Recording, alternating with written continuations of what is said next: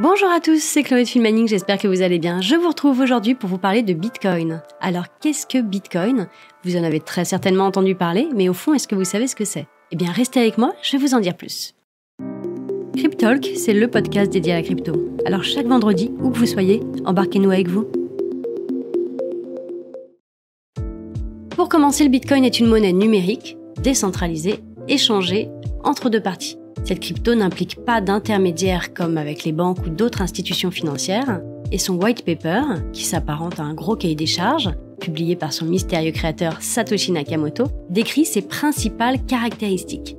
Et selon ses propres mots, le Bitcoin est une version purement peer-to-peer de l'argent électronique qui permettrait d'envoyer des paiements en ligne directement d'une partie à une autre sans passer par une institution financière. Et oui, rien que ça.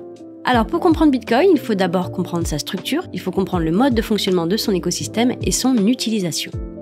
La question qui revient le plus souvent, est-ce que Bitcoin est une vraie monnaie ? Par définition, une monnaie est un système monétaire d'usage général dans un pays en particulier. Alors actuellement, il y a une certaine traction dans le nombre d'entreprises qui utilisent Bitcoin comme mode de paiement. Cependant, il est vrai qu'aucun grand pays ou économie ne l'a encore accepté comme monnaie d'échange générale. À l'exception du Salvador qui a adopté le Bitcoin comme monnaie légale en septembre 2021. J'imagine que vous n'avez pas pu passer à côté de cette information. C'est le premier pays à avoir donné cours légal à la première des crypto-monnaies, à savoir Bitcoin. D'ailleurs, à l'heure où j'enregistre ce podcast, il y en a d'autres qui se dirigent dans la même direction, à savoir la Centrafrique.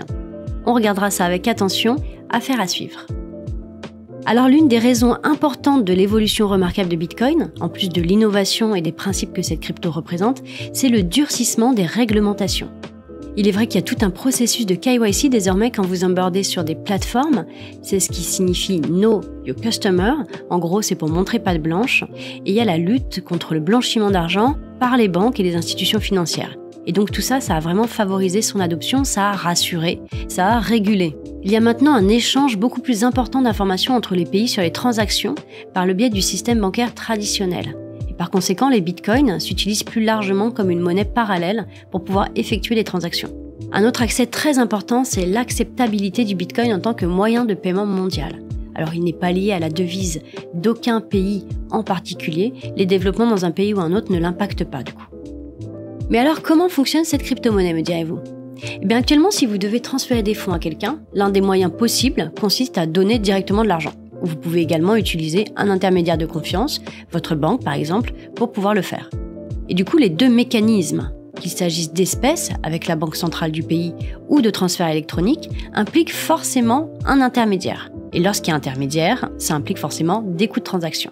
Et c'est là que c'est intéressant la technologie blockchain, parce que ça va permettre d'éliminer les intermédiaires en remplaçant la confiance que les intermédiaires apportent par une preuve cryptographique. Et cette confiance cryptographique s'intègre à Bitcoin via un portefeuille, qui est aussi appelé un wallet. Tout le monde peut créer gratuitement un portefeuille Bitcoin en téléchargeant le programme. Aussi, chaque portefeuille va contenir une clé publique et une clé privée. On va faire une petite aparté justement pour reprendre ensemble les notions de clé privée et de clé publique. Je vais vous faire un gros raccourci, comme ça je pense que ça va parler à tout le monde. La clé publique, c'est comme si c'était votre numéro de compte, voilà ce qu'il y a sur votre IBAN. Et la clé privée, c'est comme si c'était votre code de carte bleue. Alors vous êtes le seul à le connaître normalement, et vous êtes responsable de ce code, donc vous êtes responsable de cette clé privée. En revanche, il est possible, tout à fait, de partager ces clés publiques pour recevoir des bitcoins. C'est comme si vous aviez donné votre RIB à quelqu'un. Les propriétaires d'adresses bitcoin ne sont pas explicitement identifiés, mais toutes les transactions sur la blockchain sont publiques. Et depuis la création de Bitcoin en 2009, chaque transaction effectuée est stockée dans un registre. Et ce registre, il faut savoir qu'il est immuable, il est infalsifiable et il est irréversible. Les transactions sont vérifiées via des nœuds avant d'être enregistrées dans ce grand registre qui est décentralisé et c'est ce qu'on appelle la blockchain. Et sinon, à quoi ça sert le minage des bitcoins ? Eh bien, dans l'écosystème Bitcoin, il existe ce qu'on appelle un réseau de mineurs qui utilisent leurs processeurs pour traiter les transactions. Le rôle du mineur consiste à exécuter le programme Bitcoin pour valider les transferts. Alors dans ce cas, il n'y a pas d'intervention manuelle de la part des mineurs. Et plus le processeur du mineur est rapide, plus il a des chances qu'il vérifie la transaction. Il sera ensuite récompensé en Bitcoin pour avoir facilité le transfert. Donc voilà, le minage des Bitcoins sert aussi à sécuriser le réseau. Lorsqu'un utilisateur a l'intention d'envoyer des bitcoins, il va saisir l'adresse publique, il va saisir le nombre de bitcoins à envoyer et la clé privée pour générer la signature. Les informations cryptées sont envoyées au réseau de mineurs. Et ces mineurs donc vont vérifier ensuite si le solde est suffisant afin de transférer et d'authentifier la transaction. Donc une fois que la transaction est traitée par un mineur de Bitcoin, elle est ensuite diffusée au reste du réseau et les autres mineurs obtiennent la copie de la transaction en téléchargeant le bloc qui la contient. Les blocs, via un mécanisme d'horodatage, sont stockés dans un ordre séquentiel ou chronologique et c'est ce qui va former la blockchain. Chaque mineur du réseau est censé donc avoir la copie mise à jour et complète de la blockchain s'il souhaite faciliter le transfert et gagner des bitcoins. Et le programme est conçu de manière à ce que la blockchain se mette à jour automatiquement. Alors selon le white paper de Satoshi Nakamoto, la probabilité que des pirates altèrent la blockchain est proche de 0, du fait que la copie du registre est mise à jour par chaque mineur qui la possède. Donc on peut dire sans prétention que Bitcoin est l'une des innovations majeures de notre siècle. Révolution de la finance, respect de la vie privée et du pseudo-anonymat, il réunit absolument tous les ingrédients qui font que cette crypto-monnaie est une invention grandiose.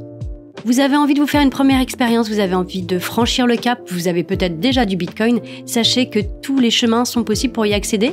Vous avez dans le Proof of Work la possibilité de devenir mineur et donc de sécuriser le réseau blockchain, d'être pionnier de cet écosystème par l'achat d'une machine de minage par exemple.